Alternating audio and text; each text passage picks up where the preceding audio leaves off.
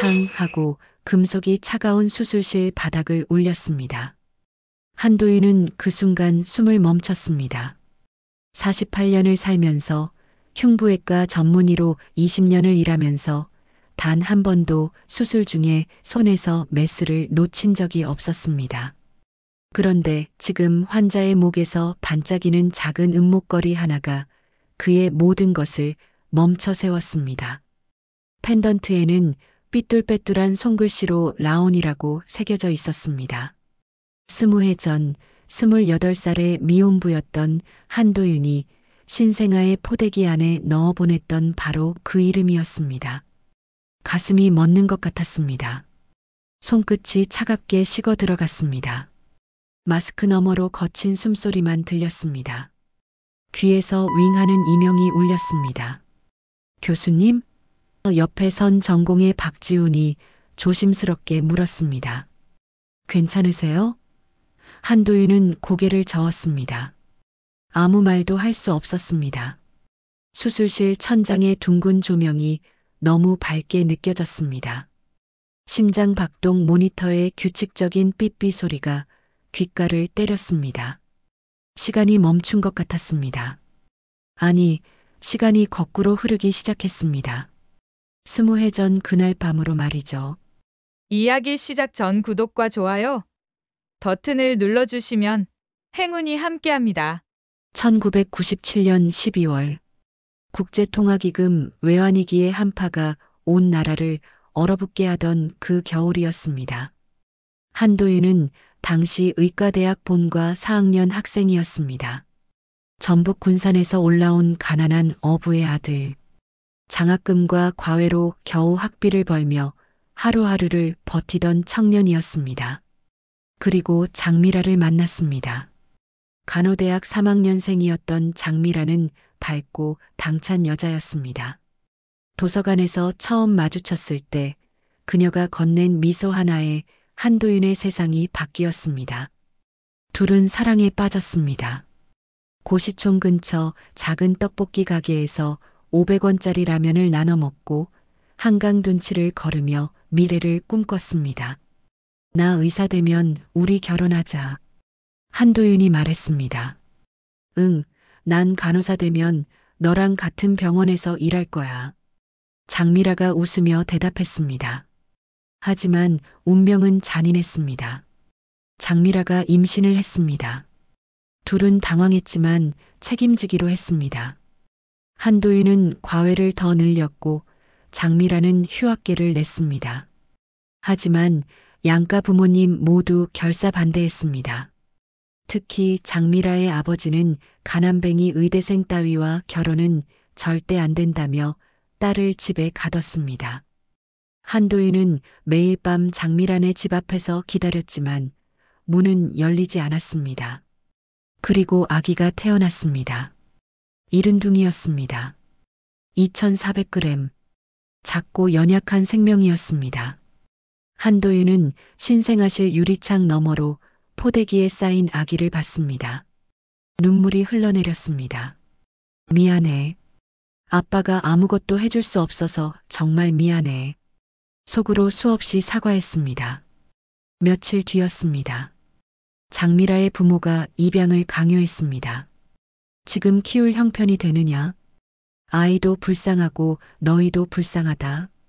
장미라는 울면서 거부했지만 결국 무너졌습니다.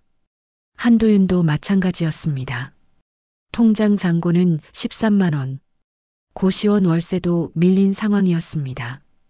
의사 국가고시까지 아직 1년 반이 남아 있었습니다. 그날 밤 한도윤은 성심보육원 앞에 섰습니다. 비가 억수같이 쏟아졌습니다.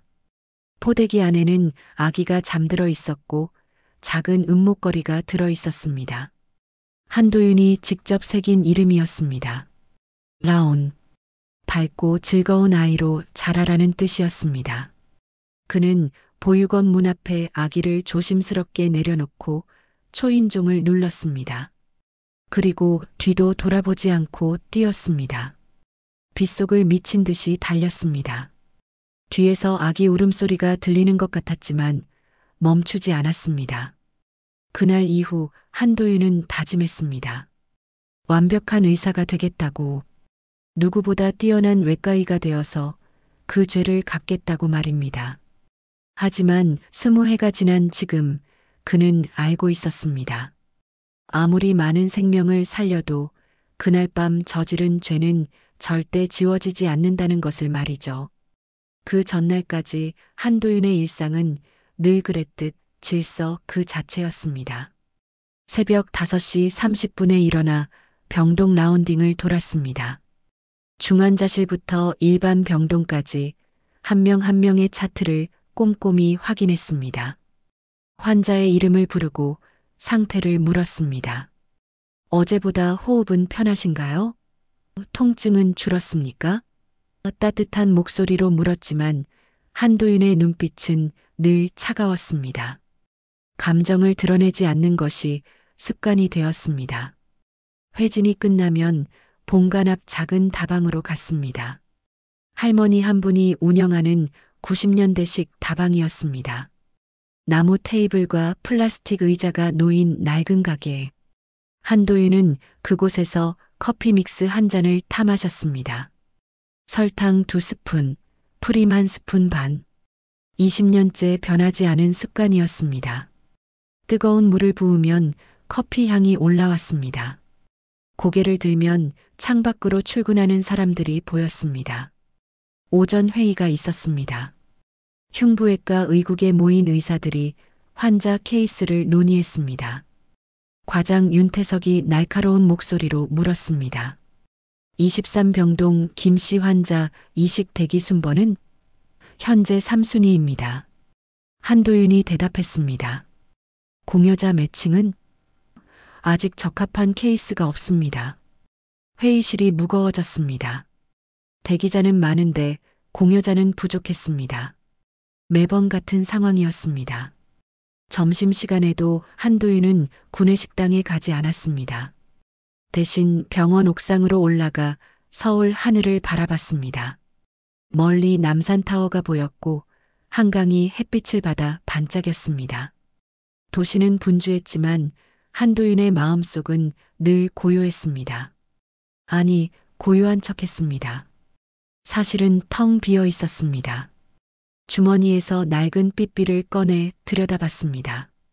이제는 작동도 하지 않는 구식기계였지만 한도윤은 버리지 못했습니다. 이것이 유일하게 남은 흔적이었으니까요. 오후 3시쯤 병원 로비를 지나가는데 수간호사 장미라와 마주쳤습니다. 46세. 한때는 당찬 대학생이었던 여자. 20해 전 한도윤의 첫사랑이었던 여자. 지금은 같은 병원에서 일하지만 서로 모른 척 지나쳤습니다. 장미라의 눈빛이 잠깐 흔들렸지만 한도윤은 고개를 돌렸습니다. 말을 걸 용기가 없었습니다. 미안하다는 말도 보고 싶었다는 말도 할 수 없었습니다. 저녁 6시 당직 교대 시간이었습니다. 한도윤은 당직실로 들어가 가방을 내려놓았습니다. 좁은 방 안에는 침대 하나와 책상 하나가 전부였습니다. 벽에 걸린 시계가 째깍째깍 소리를 냈습니다. 한도윤은 침대에 앉아 신발을 벗었습니다. 피곤했지만 잠은 오지 않았습니다. 늘 그랬습니다. 그리고 그날 밤 10시 40분 응급 호출이 울렸습니다. 한도윤은 벌떡 일어나 가운을 걸쳤습니다. 20대 초반 여성 환자 심근증 악화로 응급실 이송. 즉시 수술 준비 요청. 한도윤은 복도를 뛰어갔습니다. 신발이 바닥을 쿵쿵 울렸습니다. 심장이 빠르게 뛰었습니다. 평소와 다를 것 없는 응급수술이라고 생각했습니다. 수술실 문이 열렸습니다. 환자가 마취된 채 누워 있었습니다. 한도윤은 손을 씻고 장갑을 끼고 메스를 잡았습니다. 수술등이 켜졌습니다.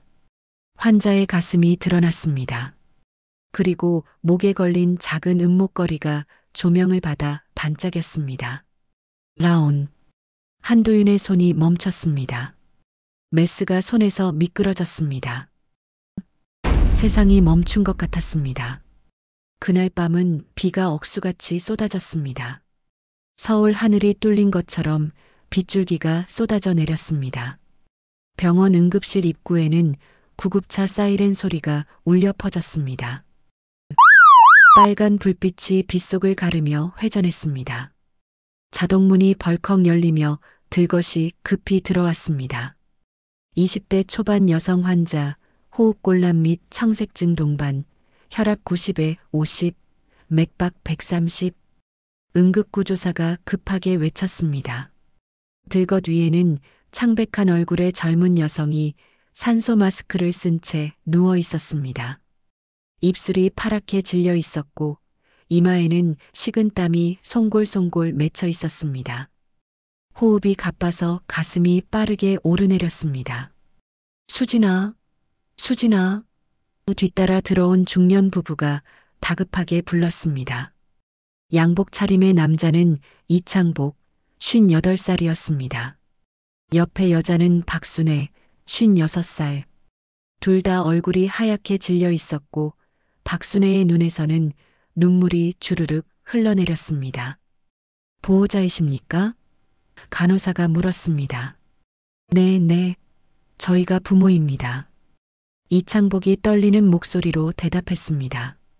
동의서에 사인 부탁드립니다. 지금 즉시 검사 들어가야 합니다. 응급실은 순식간에 전쟁터가 되었습니다. 의료진이 사방에서 달려들었습니다. 심전도 모니터가 연결되었고 링거줄이 꽂혔습니다. 산소 포화도 측정기가 손가락에 끼워졌습니다. 기계음이 요란하게 울렸습니다. 산소 포화도 80%, 계속 떨어지고 있습니다. 심전도 패턴 불규칙, 부정맥 의심됩니다. 당직 레지던트가 급히 전화를 걸었습니다. 한도윤 교수님, 응급 환자입니다. 20대 초반 여성, 심근증 악화 추정. 즉시 내려와 주십시오. 환자의 이름은 이수진, 21살. 대학교 2학년 음악교육과 학생이었습니다. 선천성 심근증을 앓고 있었습니다. 태어날 때부터 심장에 문제가 있었습니다. 어릴 적부터 병원을 자주 드나들었고 약을 달고 살았습니다. 하지만 최근 한 달 사이 상태가 급격히 나빠졌습니다. 처음에는 계단만 올라도 숨이 찼습니다. 그러더니 평지를 걷는 것도 힘들어졌습니다. 며칠 전부터는 잠을 자다가도 숨이 막혀 깨어났습니다. 오늘 저녁에는 방에서 쓰러졌습니다. 박순애가 저녁 식사를 하러 오라고 불렀을 때 이수진은 바닥에 쓰러져 있었습니다. 검사 결과 나왔습니다. 레지던트가 차트를 들고 이창복 부부에게 다가왔습니다.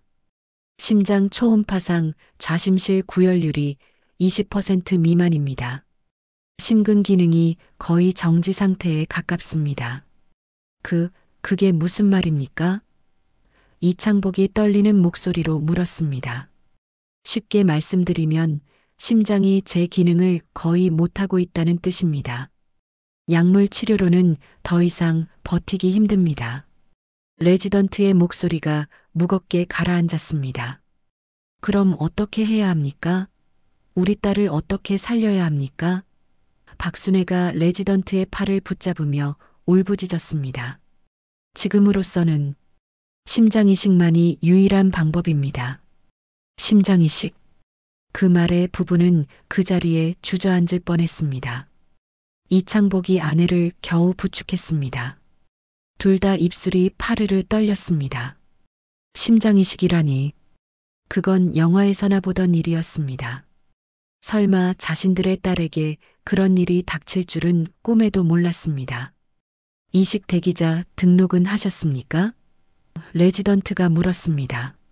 아니요, 그런 게 있는지도 몰랐습니다. 이창복이 고개를 저었습니다. 그럼 지금 당장 등록 절차를 밟으셔야 합니다. 다만, 레지던트가 말을 멈췄습니다. 다만 뭡니까? 말씀하세요. 박순애가 다급하게 물었습니다. 대기자가 많습니다. 그리고 공여자는 턱없이 부족합니다. 혈액형과 조직 적합성이 맞는 공여자를 만나려면 시간이 걸릴 수 있습니다. 레지던트의 말에 복도가 조용해졌습니다. 시간이 걸린다. 그 말이 무엇을 의미하는지 부부는 알고 있었습니다. 시간이 없다는 뜻이었습니다. 바로 그때 한도윤이 복도로 나타났습니다. 흰 가운을 휘날리며 빠른 걸음으로 걸어왔습니다. 얼굴에는 평소처럼 감정이 없었습니다. 차분하고 냉정한 표정이었습니다. 환자 상태는? 한도윤이 차트를 받아들었습니다. 좌심실 구열률 18%, 폐부종 동반, 말초순환 장애 심화. 약물 반응도 점점 떨어지고 있습니다. 레지던트가 보고했습니다. 한도윤은 차트를 꼼꼼히 읽었습니다. 숫자들을 하나하나 확인했습니다. 그리고 고개를 끄덕였습니다. 이식 외에는 답이 없군요. 대기자 명단 확인했습니까? 네, 현재 적합한 공여자가 없습니다. 혈액형은 AB형인데 대기 중인 공여자 중 매칭되는 케이스가 없습니다. 그럼 전국 네트워크에 긴급 요청 넣으세요. 부산대, 전남대, 제주대까지 다 연락하세요. 한도윤은 중환자실로 향했습니다. 이수진이 옮겨진 병실 문을 열었습니다. 산소 마스크를 쓴 채 누워있는 젊은 여성이 보였습니다. 얼굴이 창백했고 눈을 감고 있었습니다. 하지만 가슴은 가쁘게 오르내리고 있었습니다. 살려는 의지가 느껴졌습니다. 한도윤이 침대 옆으로 다가갔습니다. 청진기를 가슴에 댔습니다.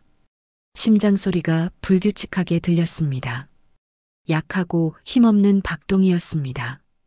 한도윤은 고개를 들어 환자의 얼굴을 봤습니다. 그리고 목으로 시선이 내려갔습니다. 거기에 작은 은목걸이가 걸려 있었습니다. 펜던트에는 손으로 새긴 듯한 삐뚤빼뚤한 글씨가 있었습니다. 라온. 한도윤의 눈이 커졌습니다. 숨이 멎었습니다. 손이 떨리기 시작했습니다. 라온. 20해 전 한도윤과 장미라가 고시촌 작은 방에서 뱃속의 아기를 부르던 이름이었습니다. 밝고 즐겁게 자라라는 뜻이야. 라온. 장미라가 배를 쓰다듬으며 웃었던 얼굴이 떠올랐습니다. 한도윤도 배에 손을 얹고 속삭였습니다. 라온아, 아빠야. 건강하게 태어나. 하지만 그 약속을 지키지 못했습니다. 보육원 앞에 두고 왔습니다. 목걸이만 남기고 말이죠. 한도윤의 다리에 힘이 풀렸습니다. 벽을 짚고 겨우 버텼습니다. 가슴속에서 무언가 터져 나오는 것 같았습니다. 20해 동안 꽁꽁 묻어두었던 감정들이 한꺼번에 밀려왔습니다. 죄책감, 후회, 그리움, 미안함. 모든 것이 뒤섞여 목구멍을 타고 올라왔습니다. 교수님? 간호사가 조심스럽게 불렀습니다. 한도윤은 대답하지 못했습니다. 그저 목걸이만 바라봤습니다. 라온. 혹시 이 아이가, 설마 이 아이가, 불가능합니다. 입양 보냈습니다. 어디론가 입양 갔을 겁니다. 하지만 이 목걸이는, 이 이름은, 복도 끝에서 누군가 다가오는 발소리가 들렸습니다. 한도윤이 고개를 들었습니다. 수간호사 장미라가 서 있었습니다. 손에 차트를 들고 있었고 얼굴은 창백했습니다. 장미라의 시선이 병실 안으로 들어왔습니다. 이수진을 봤습니다. 그리고 목에 걸린 목걸이를 봤습니다. 장미라의 손에서 차트가 떨어졌습니다. 바닥에 서류가 흩어졌습니다. 장미라의 입술이 떨렸습니다. 눈에서 눈물이 주르륵 흘러내렸습니다. 한도윤과 장미라의 눈이 마주쳤습니다. 둘 다 말이 없었습니다. 하지만 서로 같은 생각을 하고 있었습니다. 혹시 이 아이가 우리 딸일까? 중환자실 복도에 침묵이 흘렀습니다. 한도윤과 장미라는 서로를 바라봤습니다. 20회 만의 재회였습니다. 하지만 반가움보다는 두려움이 먼저 밀려왔습니다. 둘 다 같은 생각을 하고 있었습니다. 저 아이가 혹시 우리 딸일까? 하지만 입 밖으로 꺼낼 수 없었습니다. 확신할 수 없었으니까요. 교수님, 장미라가 먼저 입을 열었습니다. 오랜만이네요. 목소리가 떨렸습니다. 한도윤은 고개만 끄덕였습니다. 대답 대신 입술을 깨물었습니다. 장미라의 시선이 병실 안으로 향했습니다. 산소 마스크를 쓴 이수진이 보였습니다. 그리고 목에 걸린 작은 은목걸이가 눈에 들어왔습니다. 라온. 장미라의 다리에서 힘이 빠졌습니다. 벽에 손을 짚고 겨우 버텼습니다. 눈물이 주르륵 흘러내렸습니다. 저 목걸이. 장미라가 떨리는 손가락으로 가리켰습니다. 한도윤은 대답하지 못했습니다. 목구멍이 막혀서 말이 나오지 않았습니다. 확인해야 합니다. 한도윤이 겨우 입을 열었습니다. 보호자에게 물어봐야 합니다. 입양 기록을 확인해야 합니다. 장미라는 고개를 끄덕였습니다. 하지만 두 사람 모두 움직이지 못했습니다. 만약 아니라면 어떡하죠? 만약 맞다면 또 어떡하죠? 두려움이 발목을 붙잡았습니다. 그때 간호사가 급히 달려왔습니다.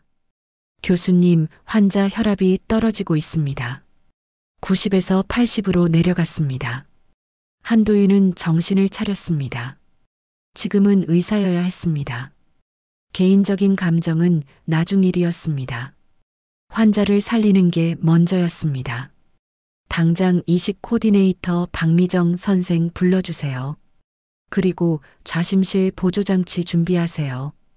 한도윤의 목소리가 차갑게 가라앉았습니다. 감정을 눌렀습니다. 의사의 얼굴로 돌아왔습니다. 에크모 플랜도 동시에 준비합니다. 최악의 경우를 대비해야 합니다. 간호사가 뛰어갔습니다. 곧 이식 코디네이터 박미정이 도착했습니다. 50살의 베테랑이었습니다.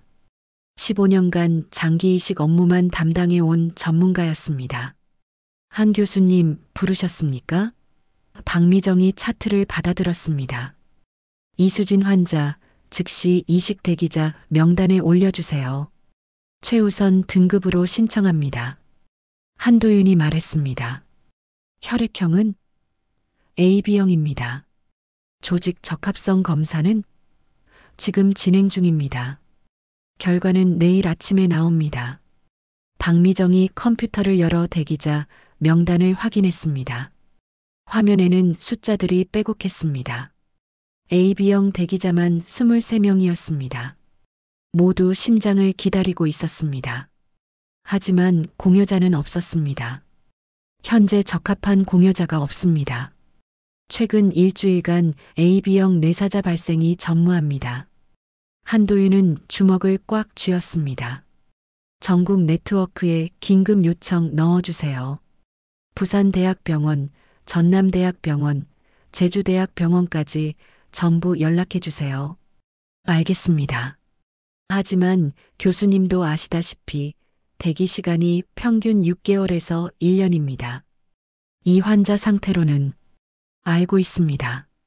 한도윤이 끊었습니다. 하지만 버텨야 합니다.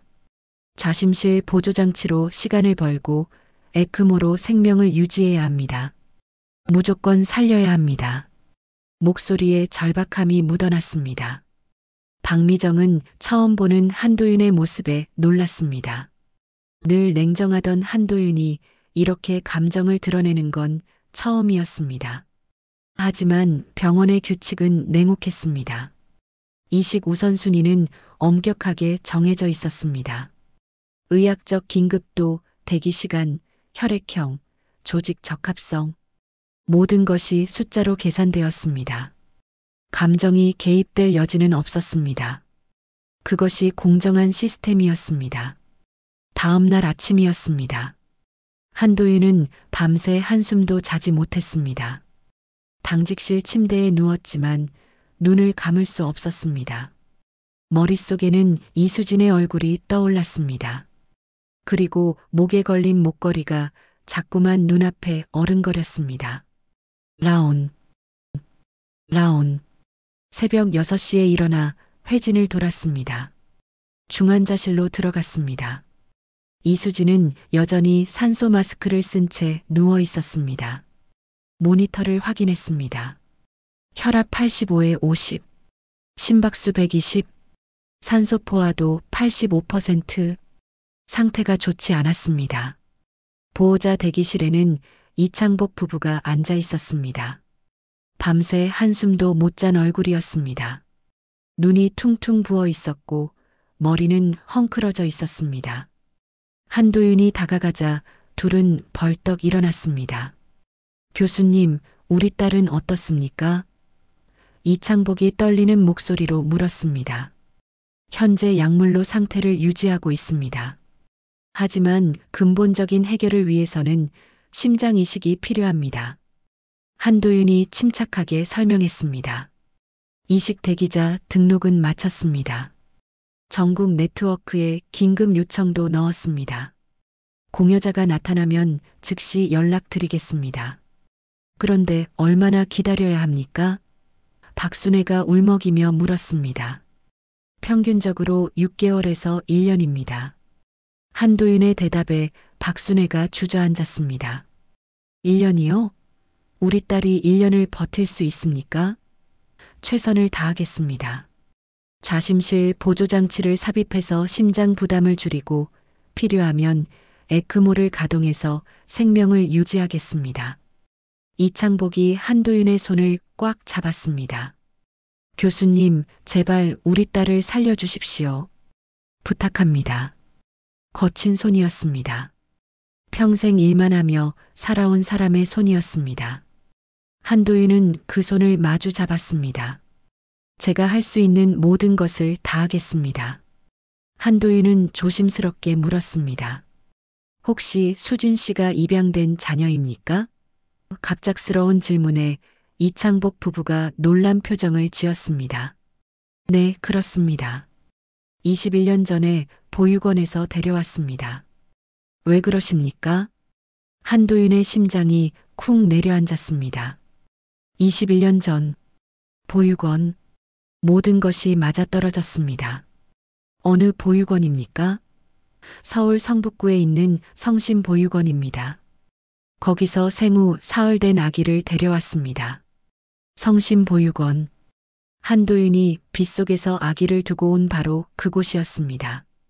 손이 떨렸습니다. 숨이 가빠졌습니다. 맞습니다. 이 아이가 제 딸입니다. 하지만 그 말을 할 수 없었습니다. 어떻게 말합니까? 20해 전에 버린 아버지라고 어떻게 고백합니까? 목걸이는 어떻게 된 겁니까? 목에 걸려있던 라온이라는 목걸이 말입니다. 한도윤이 물었습니다. 아, 그건 아이를 데려올 때 포대기 안에 들어있던 겁니다. 친부모가 남긴 유일한 물건이었습니다. 그래서 평생 간직하라고 했습니다. 한도윤은 더 이상 참을 수 없었습니다. 복도로 나와 벽에 기댔습니다.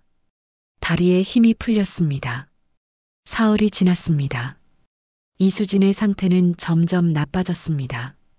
약물로는 더 이상 버틸 수 없는 지경이었습니다. 좌심실 보조장치 삽입 수술이 필요했습니다. 하지만 문제가 생겼습니다. 중환자실이 포화 상태였습니다. 수술 후 회복을 위한 병상이 없었습니다. 한도윤은 원무과로 달려갔습니다. 중환자실 병상 하나만 비워주십시오. 환자가 위급합니다. 교수님, 지금 중환자실이 만원입니다. 다른 환자들도 모두 급합니다. 누구를 내보낼 수 있겠습니까? 원무과장이 난색을 표했습니다. 한도윤은 흉부외과 과장 윤태석을 찾아갔습니다. 52살의 윤태석은 명문 의사 집안 출신이었습니다. 서울대학교 의과대학을 수석으로 졸업했고 미국 유학까지 다녀온 엘리트였습니다. 하지만 사람을 깔보는 버릇이 있었습니다. 특히 지방 출신의 가난한 집안 출신인 한도윤을 늘 무시했습니다. 과장님, 이수진 환자 좌심실 보조장치 삽입이 시급합니다. 중환자실 병상 배정 부탁드립니다. 한도윤이 공손하게 요청했습니다. 윤태석은 서류를 보며 대답도 하지 않았습니다. 한참 뒤에야 입을 열었습니다. 한 교수, 요즘 소문 들었나? 윤태석의 목소리가 차갑게 가라앉았습니다. 무슨 소문 말씀이십니까? 자네가 대기 순번을 건드렸다는 소문 말일세. 특정 환자를 밀어주고 있다는 거야. 한도윤의 얼굴이 굳었습니다. 무슨 말씀이십니까? 저는 의학적 판단에 따라 환자를 치료하고 있습니다. 의학적 판단? 윤태석이 비웃었습니다. 3일 전에 들어온 환자를 최우선 등급으로 올렸더군. 그것도 자네 직접 요청해서 말이야. 환자 상태가 위중하기 때문입니다. 좌심실 구열률이 18%밖에 안 됩니다. 당장 이식하지 않으면 생명이 위험합니다. 한도윤이 설명했습니다. 하지만 윤태석은 고개를 저었습니다. 한 교수, 병원에는 규칙이 있네. 자네 혼자 규칙을 바꿀 수는 없어. 윤태석이 서류를 탁 내려놨습니다. 그리고 말일세, 내일 새벽에 경상북도에서 공여자가 들어온다네. 교통사고 내사자야. AB형이고 체격도 적당해. 한도윤의 눈이 커졌습니다. 그럼 이수진 환자에게 배정할 수 있지 않습니까? 그게 문제야. 윤태석이 의자를 돌리며 한도윤을 쳐다봤습니다. 보건복지부 장관 부인 쪽에서 압력이 들어왔네. 그쪽 환자가 우선이라는 거지. 장관 부인이요? 그래, 장관 부인이 이식을 기다리고 계시네. 대기 순번은 5순위지만 정치적으로 민감한 케이스야. 병원 이사장도 신경 쓰고 계시고 말이야. 윤태석의 입꼬리가 비웃듯 올라갔습니다. 한도윤은 주먹을 꽉 쥐었습니다. 의학적 긴급도로 판단해야 합니다. 정치적 압력으로 환자를 선택할 수는 없습니다. 현실을 봐, 한 교수. 이게 병원이야. 권력과 돈이 움직이는 곳이지. 자네같이 순진한 사람이 살아남을 수 있는 곳이 아니야. 바로 그때 윤태석의 컴퓨터 화면에 뭔가 떴습니다. 병원 내부 게시판이었습니다. 누군가 익명으로 글을 올렸습니다. 한도윤 교수가 특정 환자를 사적으로 밀어주고 있다. 공정한 조사를 요구한다. 댓글이 주르륵 달려 있었습니다. 맞아, 나도 들었어. 뭔가 이상해. 혹시 금전적 거래가 있는 거 아니야? 한도윤의 얼굴이 창백해졌습니다. 이게 무슨 일입니까? 누가 이런 글을 올린 겁니까? 글쎄, 익명이라 알 수 없지. 윤태석이 어깨를 으쓱했습니다. 하지만 소문은 빠르게 퍼지고 있네. 노조대나무 숲에도 비슷한 글이 올라왔더군. 한도윤은 병원 노조 게시판을 확인했습니다. 거기에도 익명 글이 있었습니다. 한도윤 교수 특혜 의혹, 병원은 조사해야 한다. 댓글에는 온갖 추측들이 달려 있었습니다. 환자 보호자가 재벌이라는 소문, 뒷돈을 받았다는 소문, 개인적인 관계가 있다는 소문까지. 한도윤은 휴대전화를 꺼내 박미정 이식 코디네이터에게 전화했습니다. 박 선생님, 내일 새벽 경북 공여자건 이수진 환자에게 배정 가능합니까? 교수님, 그게... 박미정의 목소리가 난처했습니다. 위에서 이미 결정이 났습니다. 장관 부인 쪽으로 배정하기로 했습니다. 의학적 긴급도를 무시할 수 없습니다. 이수진 환자가 더 급합니다. 한도윤의 목소리가 높아졌습니다. 교수님, 저도 알아요. 하지만 제가 어떻게 할 수 있겠어요. 이사장실에서 내려온 결정입니다.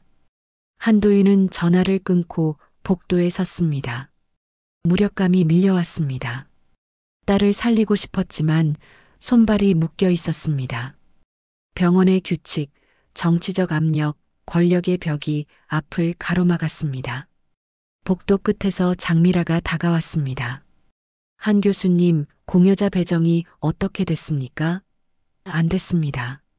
다른 환자에게 배정됐습니다. 한도윤이 고개를 떨구었습니다. 장미라의 눈에서 눈물이 흘러내렸습니다. 제가 과장님께 말씀드리겠습니다. 장미라가 결심한 듯 말했습니다. 안 됩니다. 그러면 더 복잡해집니다. 한도윤이 말렸지만 장미라는 이미 윤태석의 방으로 향했습니다. 한도윤이 뒤따라갔습니다. 과장님, 장미라가 윤태석의 방문을 열었습니다. 이수진 환자는 제 아이입니다. 순간 방 안의 공기가 바뀌었습니다. 윤태석의 눈이 커졌습니다. 한도윤은 장미라의 팔을 붙잡으려 했지만 늦었습니다. 뭐라고? 윤태석이 일어났습니다. 자네 아이라고? 네, 21년 전에 입양 보낸 제 딸입니다. 제발 살려주십시오. 장미라가 윤태석 앞에 무릎을 꿇었습니다. 한도윤도 함께 무릎을 꿇었습니다. 하지만 윤태석의 입꼬리가 비웃듯 올라갔습니다. 그럼 더더욱 안 되지. 이해 충돌이야.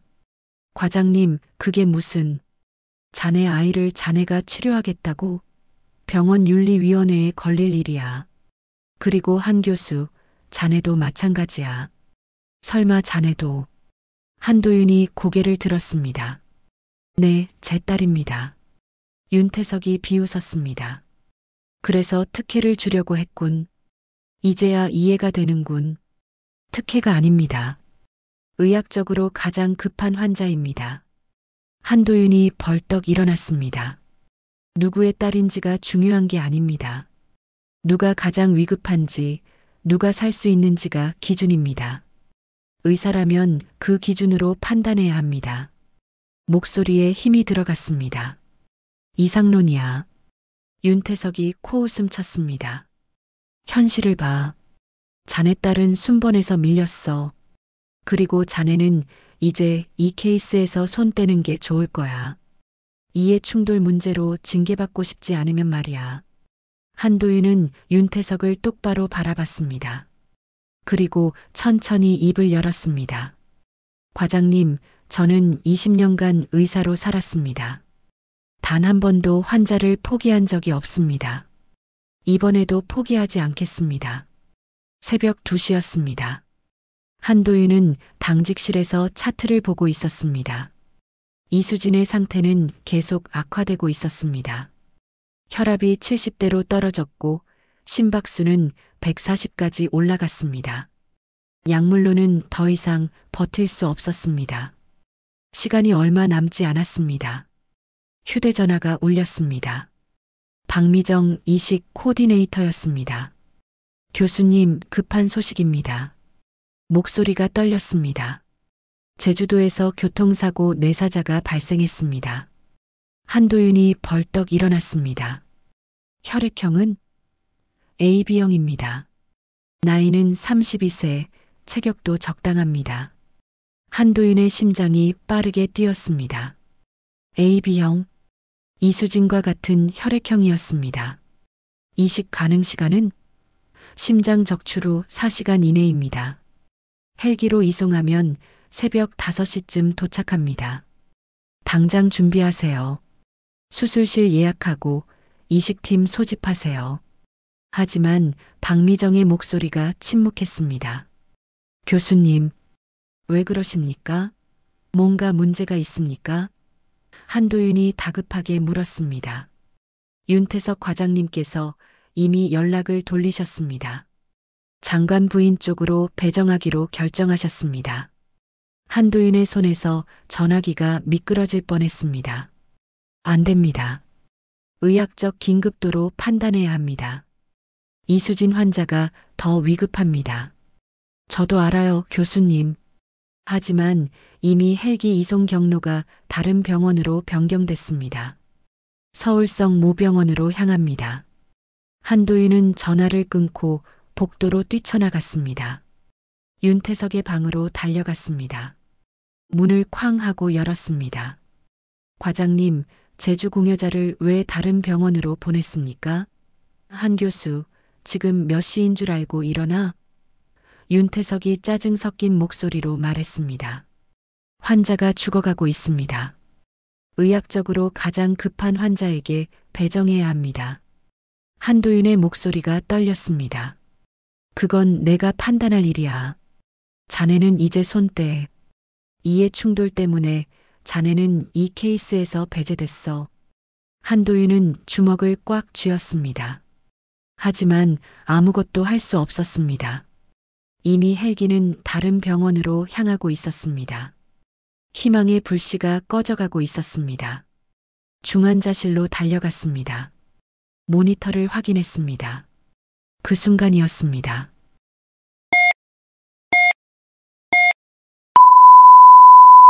경보음이 울렸습니다. 심전도 리듬이 불규칙하게 흔들렸습니다. 심실빈맥이었습니다. 이수진의 심장이 제대로 뛰지 못하고 있었습니다. 제세동 준비. 한도윤이 소리쳤습니다. 간호사들이 달려왔습니다. 제세동기를 가져왔습니다. 200줄. 한도윤이 패드를 이수진의 가슴에 댔습니다. 클리어. 전기 충격이 가해졌습니다. 이수진의 몸이 움찔했습니다. 하지만 심전도는 여전히 불규칙했습니다. 다시 200줄. 한도윤의 목젖이 떨렸습니다. 손이 떨렸습니다. 클리어. 다시 한번 충격이 가해졌습니다. 이번에는 리듬이 잡혔습니다. 규칙적인 심박동 소리가 들렸습니다.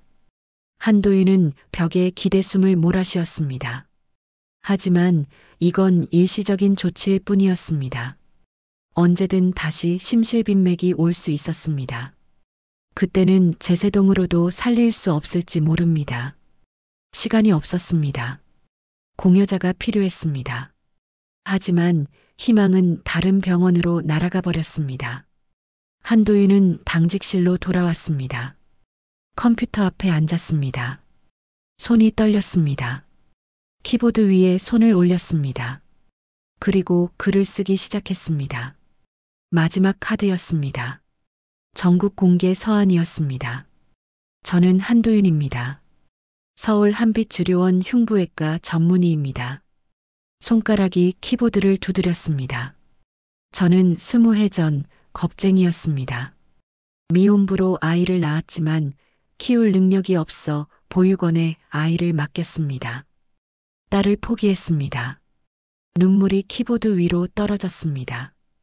그 아이가 지금 제 병원에서 죽어가고 있습니다. 심장 이식이 필요합니다. 하지만 공여자 배정에서 밀려났습니다. 정치적 압력 때문입니다. 손이 멈추지 않았습니다.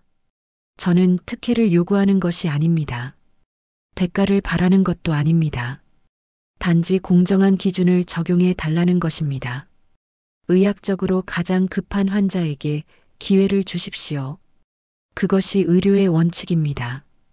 한도윤은 글을 다 쓰고 인터넷 커뮤니티에 올렸습니다.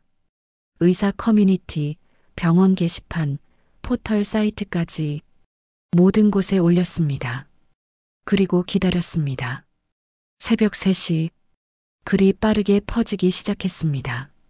조회수가 급격히 올라갔습니다. 1000명, 5000명, 10,000명. 댓글이 주르륵 달렸습니다. 이게 우리나라 의료 현실이다. 권력 앞에서 생명은 없다. 한도윤 교수님을 응원합니다. 하지만 반대 의견도 많았습니다. 의사가 감정적으로 행동하면 안 된다. 규칙을 무시하는 건 옳지 않다. 자기 딸이라고 특혜를 요구하는 거 아닌가? 찬반이 엇갈렸습니다. 새벽 4시, 방송국 기자들이 병원으로 몰려왔습니다. 카메라가 병원 입구를 비쳤습니다. 리포터가 마이크를 잡고 말했습니다. 한도윤 교수의 공개 서한이 논란이 되고 있습니다. 아버지의 참회인가, 의사의 일탈인가.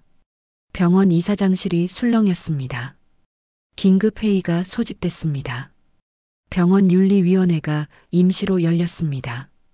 이사장, 의료원장, 각과 과장들이 모였습니다.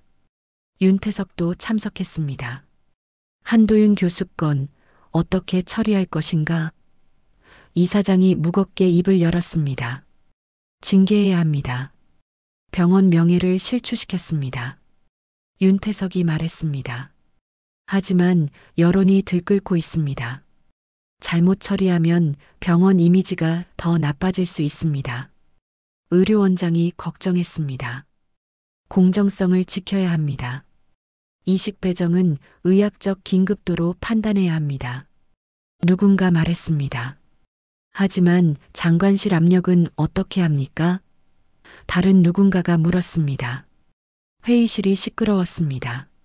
한도윤은 복도에 서서 중환자실을 바라봤습니다. 이수진이 거기 누워 있었습니다. 딸이 죽어가고 있었습니다. 한도윤은 벽에 이마를 기대고 중얼거렸습니다. 내 심장이라도 내줄 수 있다면. 하지만 알고 있었습니다. 감정만으로는 아무도 살릴 수 없다는 것을, 의사는 냉정해야 한다는 것을.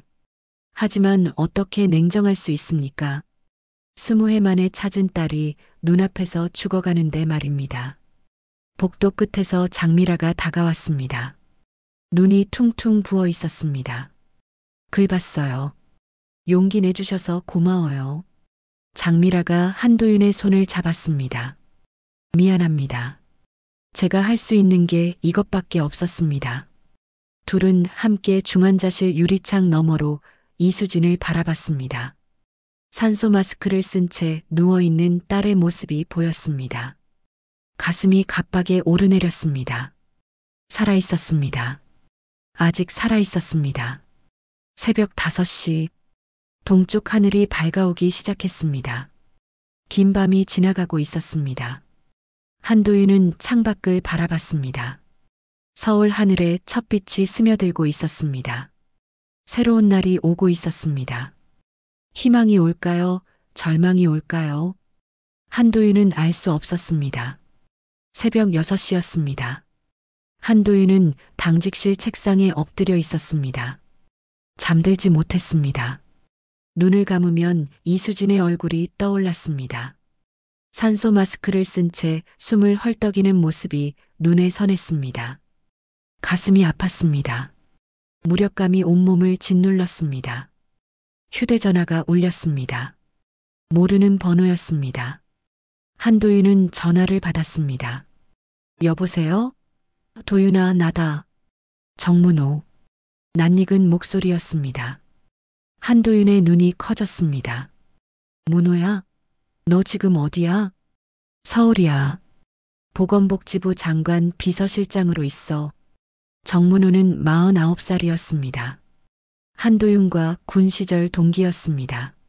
함께 군의관으로 복무했던 사이였습니다. 20회 넘게 연락이 끊겼던 친구였습니다. 내 공개 서한 봤어. 인터넷에 난리 났더라. 정문호의 목소리가 무겁게 가라앉았습니다. 미안하다. 이런 식으로 다시 연락하게 돼서. 한도윤이 말했습니다. 미안할 것 없어. 오히려 내가 미안하지. 그동안 연락도 못했잖아. 정문호는 잠시 침묵했습니다. 그리고 천천히 입을 열었습니다. 도윤아, 기억나니?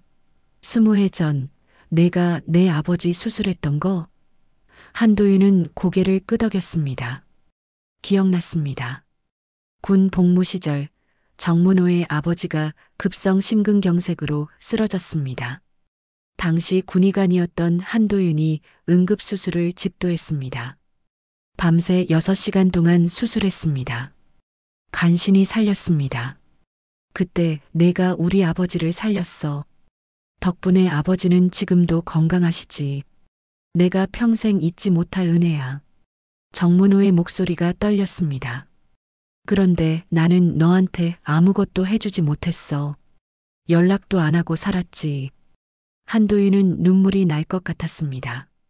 아니야, 괜찮아. 그냥 각자 바쁘게 살았던 거지.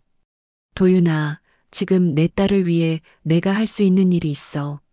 정문호가 말했습니다. 장관실에 있으니까 이식 배정 과정을 확인할 수 있거든. 한도윤의 심장이 빠르게 뛰었습니다. 정말이야? 응, 배정 원칙은 의학적 긴급도가 최우선이야. 그게 법으로 정해진 원칙이지. 그런데 지금 그 원칙이 무시되고 있어. 정치적 압력 때문에 말이야. 그럼 어떻게 해야 하지? 한도윤이 다급하게 물었습니다. 내가 장관님께 보고할 거야. 원칙을 지켜야 한다고 말이야. 장관님도 공정한 분이시거든. 압력을 넣으신 게 아니라 주변에서 알아서 움직인 거야. 한도윤은 희망이 보이는 것 같았습니다.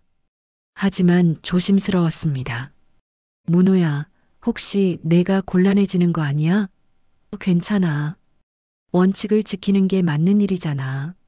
그리고 도윤아, 너는 20해 전 내 아버지를 살렸어. 이번엔 내가 내 딸을 살릴 차례야. 전화가 끊겼습니다. 한도윤은 휴대전화를 꽉 쥐었습니다. 눈물이 흘러내렸습니다. 고맙다는 말도 제대로 못했습니다. 하지만 정문호는 알 것입니다. 한도윤의 마음을 말이죠. 1시간 뒤였습니다. 박미정 이식 코디네이터에게서 전화가 왔습니다. 교수님, 상황이 바뀌었습니다. 목소리가 흥분되어 있었습니다. 장관실에서 연락이 왔습니다. 이식 배정을 의학적 긴급도 원칙에 따라 재검토하라고 하셨습니다. 한도윤이 벌떡 일어났습니다. 정말입니까? 네, 지금 윤리위원회에서 긴급회의 중입니다. 각 환자의 긴급도를 다시 평가하고 있습니다. 희망이 보였습니다. 하지만 아직 확정된 건 아니었습니다. 오전 9시 윤리위원회 회의가 끝났습니다.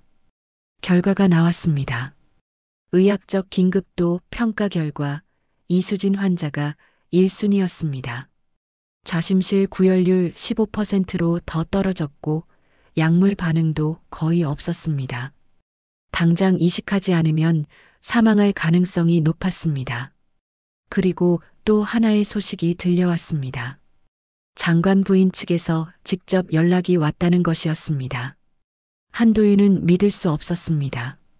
장관 부인이 병원에 전화를 걸었다는 것입니다.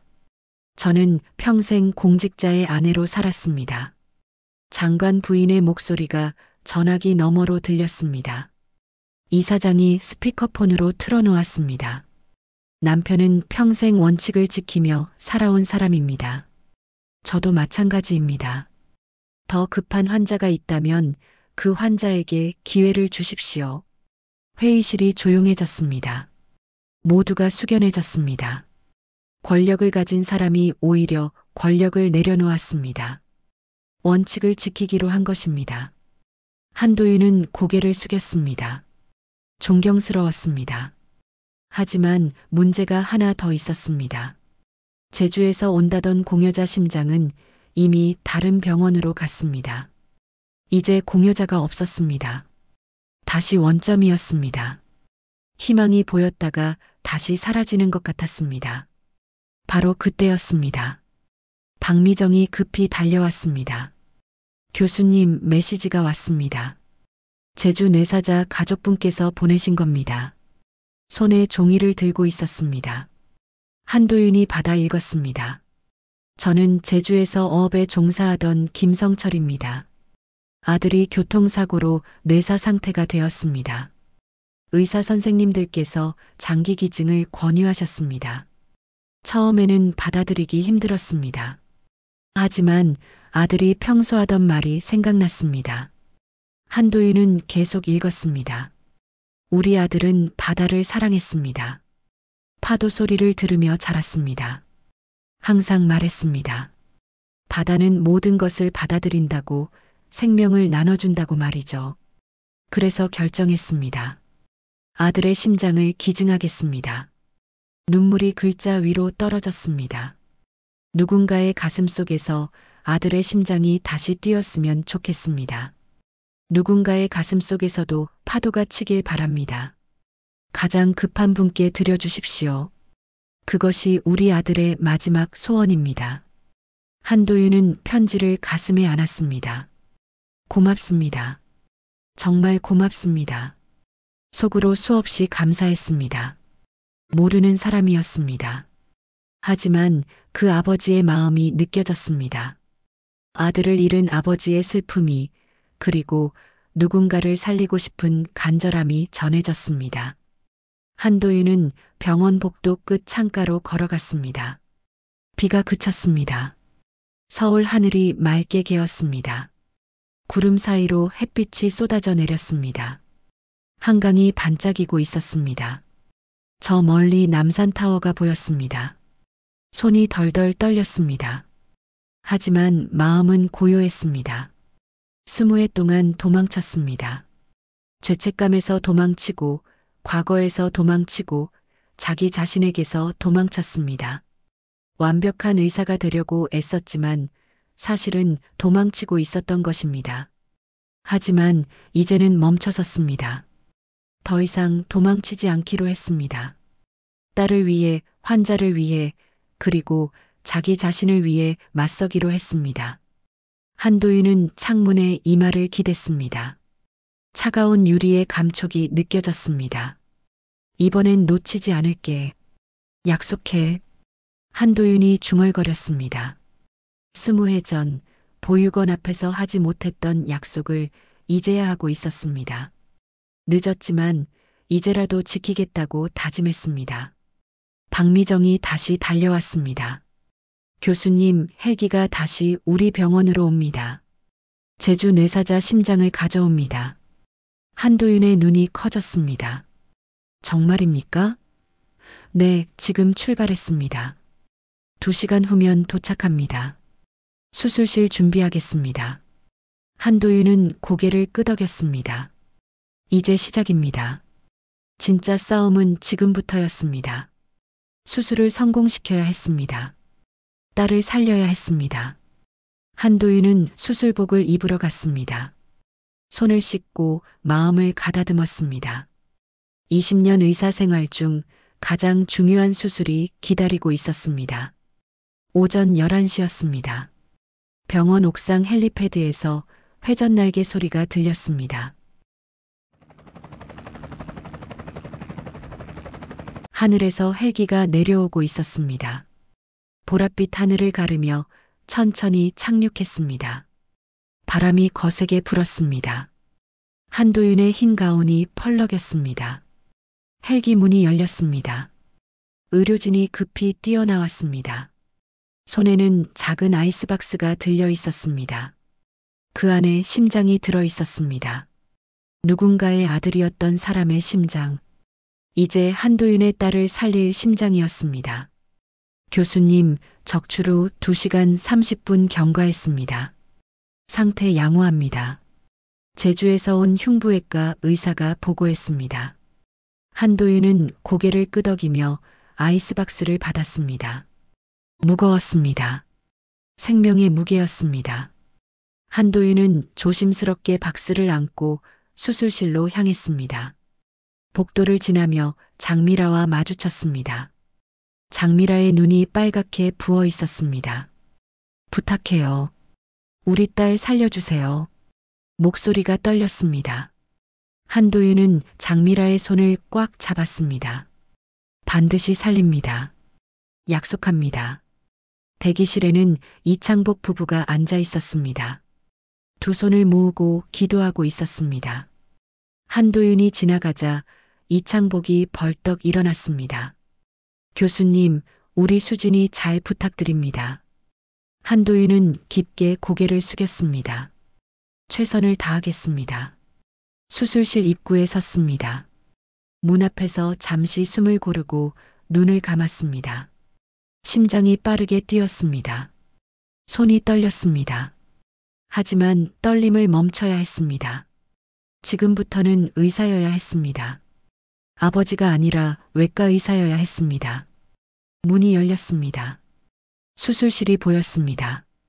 환한 조명이 눈을 찔렀습니다. 수술대 위에 이수진이 마취된 채 누워 있었습니다. 산소 마스크를 쓰고 있었고 온몸에 선이 연결되어 있었습니다. 모니터가 삐삐 소리를 내며 심박동을 알렸습니다. 간호사 최선영이 한도윤을 도왔습니다. 45살의 베테랑 수술 간호사였습니다. 15년간 한도윤과 함께 수술해 온 파트너였습니다. 교수님, 준비 완료했습니다. 최선영이 말했습니다. 한도윤은 고개를 끄덕였습니다. 손을 씻었습니다. 소독약 냄새가 코를 찔렀습니다. 장갑을 꼈습니다. 라텍스가 손을 감쌌습니다. 수술복을 입었습니다. 마스크를 썼습니다. 모자를 눌러 썼습니다. 이제 준비가 끝났습니다. 수술대 앞에 섰습니다. 이수진의 얼굴을 내려다봤습니다. 마취되어 평화로운 얼굴이었습니다. 목에는 여전히 라온이라는 목걸이가 걸려 있었습니다. 간호사가 목걸이를 풀어 따로 보관했습니다. 체온을 32도로 낮춥니다. 한도윤이 지시했습니다. 심폐기 준비하세요. 마취과 의사가 대답했습니다. 준비 완료했습니다. 이제 시작할 시간이었습니다. 한도윤은 메스를 들었습니다. 차가운 금속이 손에 잡혔습니다. 절개 시작합니다. 한도윤의 목소리가 수술실에 울렸습니다. 메스가 피부를 가르고 들어갔습니다. 붉은 피가 스며 나왔습니다. 거즈로 닦아냈습니다. 다시 메스를 움직였습니다. 층층이 열어 들어갔습니다. 근육, 혈관, 늑골, 리트랙터. 한도윤이 손을 내밀었습니다. 최선영이 기구를 건넸습니다. 가슴을 벌렸습니다.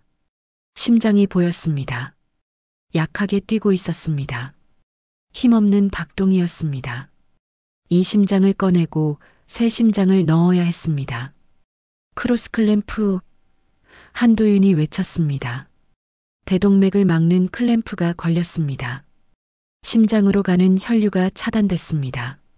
심장이 멈췄습니다. 모니터의 심박동선이 평평해졌습니다. 삐 하는 긴 소리가 울렸습니다. 하지만 괜찮았습니다. 심폐기가 대신 혈액을 순환시키고 있었습니다. 한도윤은 조심스럽게 심장을 들어 올렸습니다. 무거웠습니다. 따뜻했습니다. 21년 동안 이수진의 몸속에서 쉬지 않고 뛰어온 심장이었습니다. 하지만 이제는 더 이상 뛸 수 없는 심장이었습니다. 한도윤은 혈관을 하나하나 절단했습니다. 조심스럽게 정확하게 움직였습니다. 병든 심장이 몸 밖으로 나왔습니다. 스테인리스 쟁반 위에 올려졌습니다. 한도윤은 잠시 그 심장을 바라봤습니다. 고생했다는 말을 속으로 했습니다. 이제 쉬어도 된다고 말했습니다. 아이스박스를 열었습니다. 차가운 김이 피어올랐습니다. 그 안에 새 심장이 들어 있었습니다. 붉은색이었습니다. 건강해 보였습니다. 한도윤은 심장을 조심스럽게 꺼냈습니다. 무거웠습니다. 생명의 무게였습니다. 이식 시작합니다. 한도윤이 말했습니다. 새 심장을 이수진의 가슴 안에 넣었습니다. 위치를 잡았습니다. 혈관을 연결하기 시작했습니다. 좌심방, 우심방, 대동맥, 폐동맥. 하나하나 정밀하게 바느질했습니다. 시간이 흘렀습니다. 1시간, 2시간. 땀이 이마에 맺혔습니다. 간호사가 거즈로 닦아냈습니다. 한도윤은 멈추지 않았습니다. 손을 계속 움직였습니다. 바늘이 혈관을 꿰맸습니다. 실이 조여졌습니다. 좌심방 문합 완료. 우심방 문합 완료. 대동맥 문합 완료. 폐동맥 문합 완료. 하나씩 끝나갔습니다. 이제 마지막이었습니다. 바로 그때였습니다. 문제가 생겼습니다. 폐동맥 봉합선에서 피가 샜습니다. 미세한 출혈이었습니다. 하지만 무시할 수 없었습니다. 계속 새면 위험했습니다. 스티치 더. 한도윤이 급하게 외쳤습니다. 최선영이 한 발 앞서 거즈를 넘겼습니다. 한도윤은 출혈 부위를 확인했습니다. 봉합선이 미끄러졌습니다. 다시 꿰매야 했습니다. 손이 떨렸습니다. 아니, 떨리면 안 됐습니다. 한도윤은 심호흡했습니다. 떨림을 멈췄습니다. 다시 바늘을 잡았습니다. 조심스럽게 봉합선을 다시 꿰맸습니다. 정확하게, 천천히, 확실하게 움직였습니다. 땀이 등을 타고 흘러내렸습니다. 하지만 손은 흔들리지 않았습니다. 출혈 멈췄습니다. 최선영이 확인했습니다. 한도윤은 안도의 한숨을 내쉬었습니다. 위기를 넘겼습니다. 클램프 오픈 준비. 한도윤이 외쳤습니다. 이제 마지막 순간이었습니다. 심장을 다시 뛰게 해야 했습니다. 클램프 오픈. 대동맥 클램프가 풀렸습니다. 따뜻한 피가 심장으로 흘러들어갔습니다. 정지했던 심근에 산소가 공급되기 시작했습니다. 모두가 숨을 죽이고 모니터를 바라봤습니다. 평평했던 심박동선이 움직이지 않았습니다. 여전히 평평했습니다. 10초가 지났습니다. 20초가 지났습니다.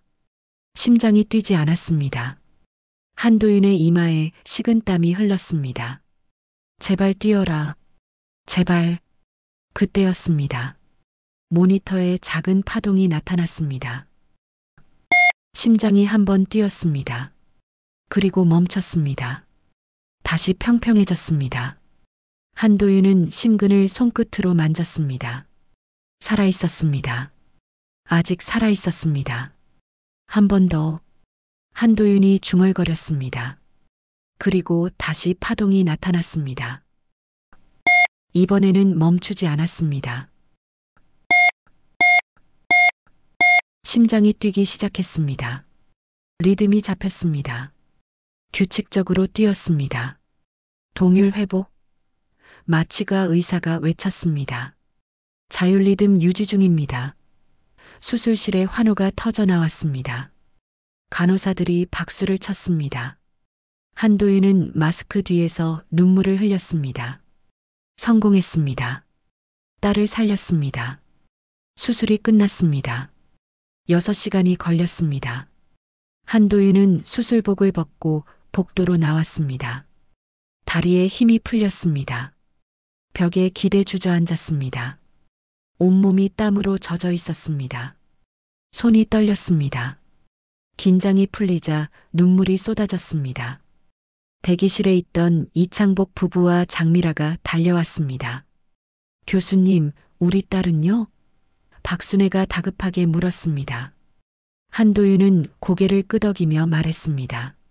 수술 성공했습니다. 새 심장이 잘 뛰고 있습니다. 박순애가 그 자리에 주저앉으며 울음을 터뜨렸습니다. 이창복이 아내를 부축하며 한도윤에게 깊게 고개를 숙였습니다. 정말 감사합니다. 정말 감사합니다. 목이 메어 더 이상 말을 잇지 못했습니다. 장미라도 벽에 기대 흐느꼈습니다. 이수진은 중환자실로 옮겨졌습니다. 회복 과정이 시작되었습니다. 며칠간은 의식이 없었습니다. 인공호흡기를 달고 있었고 온몸에 선이 연결되어 있었습니다. 하지만 모니터는 규칙적인 심박동을 보여주었습니다.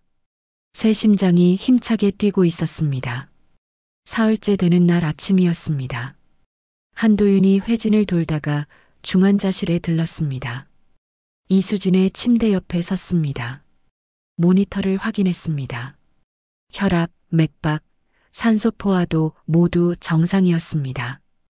회복이 순조로웠습니다. 그때 이수진의 손가락이 미세하게 움직였습니다. 한도윤은 숨을 멈췄습니다. 이수진의 눈꺼풀이 떨렸습니다. 천천히 눈을 떴습니다. 처음에는 초점이 없었습니다. 하지만 점점 또렷해졌습니다. 주위를 둘러봤습니다. 그리고 한도윤을 봤습니다. 교수님, 이수진이 작은 목소리로 불렀습니다. 목이 쉬어 있었습니다. 한도윤은 가까이 다가갔습니다. 네, 저예요. 잘 깨어났습니다. 눈물이 났습니다. 참으려 했지만 참을 수 없었습니다. 눈물이 뺨을 타고 흘러내렸습니다. 이수진이 고개를 갸웃했습니다. 왜 우세요? 한도윤은 고개를 저었습니다. 아니에요. 괜찮습니다. 수술이 잘 끝나서 다행이라는 생각에 더 이상 말을 잇지 못했습니다. 이수진은 한도윤을 계속 바라봤습니다. 이상했습니다. 처음 보는 의사인데 왜 이렇게 익숙한 느낌일까요? 보호자 호출이 울렸습니다. 이창복 부부가 달려왔습니다. 수진아. 박순애가 딸의 손을 잡으며 울었습니다. 엄마, 아빠. 이수진이 미소 지었습니다. 저 괜찮아요. 이제 괜찮아요. 가족의 재회였습니다. 한도윤은 조용히 물러났습니다. 일주일이 지났습니다. 이수진은 일반 병실로 옮겼습니다. 회복이 빨랐습니다. 새 심장은 완벽하게 제 역할을 하고 있었습니다. 혈압도 정상이었고 호흡도 편안했습니다. 얼굴에 혈색이 돌았습니다. 예전보다 훨씬 건강해 보였습니다. 어느 날 오후였습니다. 한도윤이 회진을 왔습니다. 이수진은 침대에 앉아 창밖을 보고 있었습니다. 햇빛이 따뜻하게 쏟아져 들어왔습니다. 기분이 어떻습니까? 한도윤이 물었습니다. 좋아요. 숨 쉬는 게 이렇게 편한 줄 몰랐어요. 이수진이 조심스럽게 물었습니다. 교수님, 제가 중환자실에 있었을 때 기억하세요? 한도윤이 고개를 끄덕였습니다. 네, 기억합니다. 그때 제 목걸이를 보시고 많이 놀라셨잖아요. 왜 그러셨어요? 한도윤은 침대 옆 의자에 앉았습니다. 손을 꼭 쥐었습니다. 이제 말해야 할 시간이었습니다. 수진 씨, 할 말이 있습니다. 목소리가 떨렸습니다. 그 목걸이는 제가 만든 겁니다. 이수진의 눈이 커졌습니다. 네. 21년 전 제가 그 목걸이를 만들어서 포대기 안에 넣었습니다. 라온이라는 이름도 제가 지은 겁니다. 한도윤의 눈에서 눈물이 흘렀습니다. 미안합니다. 정말 미안합니다. 이수진은 말을 잃었습니다. 손이 떨렸습니다. 그럼 교수님이 네, 저는 당신의 친아버지입니다. 한도윤이 고백했습니다. 21년 전 저는 겁쟁이였습니다. 의대생이었지만 가난했고 당신을 키울 능력이 없었습니다. 그래서 보육원에 맡겼습니다. 눈물이 멈추지 않았습니다. 평생 후회하며 살았습니다. 매일 밤 당신을 찾는 꿈을 꿨습니다. 그런데 운명처럼 다시 만났습니다. 제 수술실에서 당신을 만났습니다. 이번에는 놓치지 않았습니다. 이수진의 눈에서도 눈물이 흘렀습니다. 그럼 제 엄마는요? 장미라 수간호사입니다. 당신의 친어머니입니다. 바로 그때 문이 열렸습니다. 장미라가 들어왔습니다. 손에 꽃다발을 들고 있었습니다. 수진아. 장미라가 떨리는 목소리로 불렀습니다. 이수진은 장미라를 바라봤습니다. 그리고 이창복 부부를 봤습니다. 모두가 눈물을 흘리고 있었습니다. 저는 어떻게 해야 하죠? 이수진이 물었습니다. 혼란스러웠습니다. 박순애가 이수진의 손을 잡았습니다. 수진아, 우리는 내가 어디서 왔든 우리 딸이야. 21년 동안 너를 키우며 사랑했어. 그건 변하지 않아. 이창복도 고개를 끄덕였습니다. 하지만 내 친부모님께도 기회를 줘야지. 그분들도 너를 사랑하시니까. 이수진은 한도윤과 장미라를 바라봤습니다. 많이 힘드셨죠? 한도윤이 고개를 숙였습니다. 미안합니다. 용서해 주세요. 아니에요. 이수진이 말했습니다. 살려주셔서 감사해요. 저를 다시 찾아주셔서 감사해요. 한도윤이 이수진을 껴안았습니다. 21년 만에 안는 딸이었습니다. 장미라도 함께 안았습니다. 세 사람이 울었습니다. 이창복 부부도 함께 울었습니다. 5사람의 눈물이 섞였습니다. 석 달이 지났습니다. 이수진은 완전히 회복했습니다. 퇴원해서 일상으로 돌아갔습니다. 대학교로 복학했습니다. 음악 교육과 수업을 다시 듣기 시작했습니다. 친구들과 웃으며 캠퍼스를 걸었습니다. 한도윤과 장미라는 매주 일요일마다 이수진을 만났습니다. 이창복 부부도 함께했습니다. 5사람이 식탁에 둘러앉았습니다. 따뜻한 식사를 나눴습니다. 어색했던 처음과 달리 이제는 자연스러웠습니다. 어느 일요일 저녁이었습니다. 식사가 끝나고 거실에 모였습니다. 한도윤이 낡은 삐삐를 꺼냈습니다. 이거 알아? 이수진에게 보여줬습니다. 이게 뭐예요? 옛날에는 이걸로 연락했어. 이 소리가 나면 아빠가 돌아온다는 신호였지. 한도윤이 버튼을 눌렀습니다. 낡은 소리가 울렸습니다. 이수진이 웃었습니다. 그럼 지금부터는 진짜로요. 아빠. 그 말에 한도윤의 눈에서 눈물이 났습니다. 21년을 기다린 그 한마디였습니다. 가을이 왔습니다. 한도윤은 병원 옥상에 섰습니다. 무연고 장기 기증자 추모비 앞이었습니다. 그곳에는 제주에서 온 김성철의 아들 이름이 새겨져 있었습니다. 한도윤은 깊게 고개를 숙여 인사했습니다. 감사합니다. 제 딸을 살려주셔서 정말 감사합니다. 한도윤은 장기기증 등록을 마쳤습니다. 그리고 의료윤리 강의에 섰습니다. 의대생들 앞에서 말했습니다. 의사는 완벽한 사람이 아닙니다. 저도 실수했고 후회했고 도망쳤습니다. 하지만 다시 돌아왔습니다. 중요한 건 도망치지 않는 것입니다. 학생들이 박수를 쳤습니다. 한도윤은 고개를 들어 하늘을 봤습니다. 가을 하늘이 높고 맑았습니다. 구름이 천천히 흘러갔습니다. 저 멀리 병원 옥상 헬리패드가 보였습니다. 햇빛이 반짝였습니다. 그날 저녁 한도윤의 집에는 5사람이 모였습니다. 식탁 위에는 따뜻한 국과 반찬들이 놓였습니다. 그리고 커피 믹스 5잔이 있었습니다. 한 잔은 지나간 아픔을 위해, 한 잔은 다시 만난 오늘을 위해, 한 잔은 함께할 내일을 위해, 나머지 2잔은 가족의 사랑을 위해. 이수진이 커피를 저으며 말했습니다. 행복해요. 정말 행복해요. 모두가 미소 지었습니다. 한도윤은 딸의 손을 잡았습니다. 따뜻했습니다. 살아있었습니다.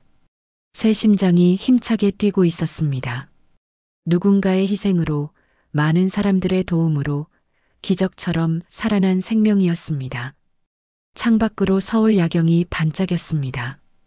별들이 하늘에 떠올랐습니다. 한도윤은 하늘을 올려다봤습니다.